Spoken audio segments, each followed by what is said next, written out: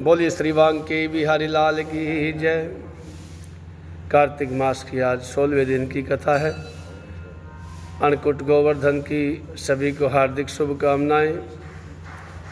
देव ऋषि नारद जी कहने लगे, राजन, भगवान विष्णु ने जलंधर को देखा। उसको नाश से बचाने के लिए, दुर्गति से बचाने वाली उसकी पत्नी वृंदा कहती पतिव्रता धर्म को नष्ट करने के बारे में विचार किया।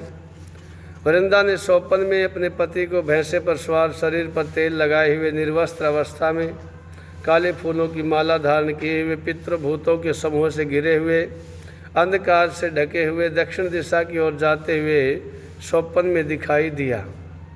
शीघ्र ही अपने साथ अपनी नगरी को सुभद्र में डूबती हुई देखा। तब पतिव्रता स्त्री वृंदा नींद उचटने पर उस दुःस्वप्न पर विचार करने लगी। धुंधले तथा अनेक छिद्रों से सूर्य नारायण को उगते हुए देखा। ये सब अनिष्ट समझ करके रोती हुई भयभीत हो गई। जब गोपुर तथा प्रसाद में कहीं भी शांति नहीं मिली, तब दो सखियों के साथ लेकर के नगर के बगीचे में गई, परंतु दुःस्वप्न की चिंता से भयभीत वृंदा को कहीं भी सुख की अनुभूति नहीं हुई। वह एक बगीचे से दूसरे बगीचे में जाती, तब भी शांति नहीं मिली। इसके बाद वन में घूमती हुई उसने सिंह के समान आकृति वाले, भयंकर दांत, विकराल नेत्र वाले दो राक्षसों को देखा। उन्हें देख करके व्याकुल होकर के भागने लगी। उसी समय अपने शिष्यों के साथ मौन बैठे हुए शांत स्वरूप एक तपस्वी को उन्होंने देखा। तब भय से अपने दोनों हाथों को ऋषि के कंठ में डाल करके कहने लगे, हे महात्मन, मैं आपकी शरण में हूँ, इन भयंकर दैत्यों से मेरी रक्षा करो। मुनि ने राक्षसों से डरी हुई राक्षसों द्वारा पीछा करती हुई बाला को देख करके हुंकार ही से उन दोनों राक्षसों को भगा दिया। उन राक्षसों को हुंकार के भय से भयभीत और भागते हुए देख करके भूमि पर दंडवत प्रणाम करके वृंदा कहने लगी। वृंदा ने कहा, हे कृपानिधि, भयंकर भय से आपने मेरी रक्षा की, इसलिए मैं आपसे कुछ विनय करती हूँ। आप कृपा करके सुनिए। हे महात्मन, मेरे पतिदेव जलंधर महादेव जी के साथ युद्ध करने के लिए गए हैं। वो युद्ध में कैसे है, कृपा करके बताइए। देव ऋषि नारद जी कहते, उसकी बातें सुनते ही मुनि ने कृपा दृष्टि से ऊपर की ओर देखा। देख करके उसी समय दो बंदर वहाँ पर आए और प्रणाम करके मुनि के सम्मुख बैठ गए। इसके बाद वे दोनों बंदर मुनि की भरकुटी का संकेत पा करके आकाश मंडल में उड़े और क्षण भर में ही लौट करके मुनि के सामने प्रणाम करके बैठ गए। दोनों बंदरों ने हाथ में मृत जलंधर का सिर धड़ सहित देख करके वह पति विनाश के दुख से मूर्छित होकर के भूमि पर गिर पड़ी। मुनि ने वृंदा के ऊपर कमंडल का जल छिड़का, सचेत किया। फिर वृंदा दीन भाव से अपने पति के मस्तक से अपना मस्तक मिला करके रोने लगी। वृंदा ने कहा, हे प्रभु, आप पहले मधुरालाप से मुझे प्रसन्न रखते थे, परंतु आज आप मुझ निरपराध दासी से क्यों नहीं बोलते?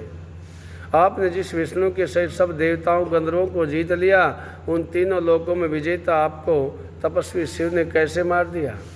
देव श्री नारद जी कहते हैं, इस प्रकार विलाप करती वृंदा मुनि से कहने लगे। वृंदा ने कहा, हे कृपानिधि मुनिवर, मेरे प्रिय पति को आज जीवन दान दीजिए। हे मुनि, मेरा ऐसा मत है कि आप ही मेरे मृत पति के जीवन दाता हो सकते हैं।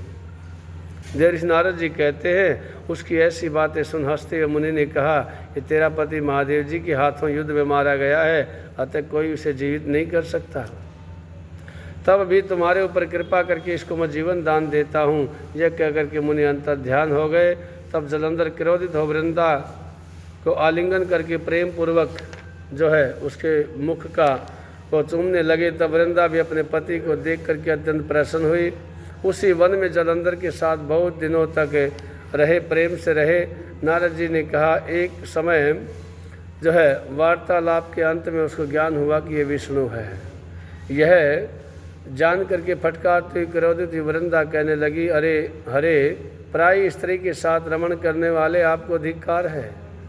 तुमने भली भांति यह जान लिया कि आप ही मायावी, मैंने जान लिया कि आप मायावी विष्णु हो और आप ही वो तपस्वी थे। तुमने मेरा शील भंग किया है, मेरा पतिव्रत धर्म नष्ट किया है। वे दोनों माया के राक्षस जो आपने पहले दिखाए थे, वे दोनों राक्षस होकर के तुम्हारी स्त्री का हरण करेंगे।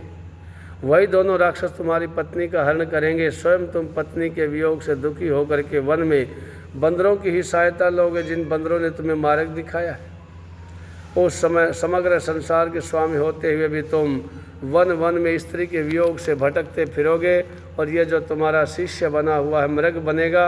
ऐसा कह करके वृंदा ने भगवान विष्णु के बार बार रोकने पर भी अग्नि में प्रवेश किया। तब भगवान विष्णु बार बार वृंदा का ही स्मरण करते हुए उनकी चिता की भस्म तथा धूलि को शरीर पर लगाते हुए व्याकुल होकर के पड़े रहे। फिर देवताओं सिद्धों मुनियों के बहुत समझाने पर भी उनको कुछ शांति नहीं मिली। बोलिए श्री बांके बिहारी लाल की जय, श्री गौ माता की जय। इति श्री पदम पुराणे कार्तिक मात्म्य वृंदोपाख्याने षोडशोऽध्याय संपूर्णम्। अच्युतं केशवं राम नारायणं कृष्ण दामोदरं वासुदेवं हरि श्रीधरं माधवं गोपिका वल्लभं जानकी नायकं श्रीरामचंद्रं भजे।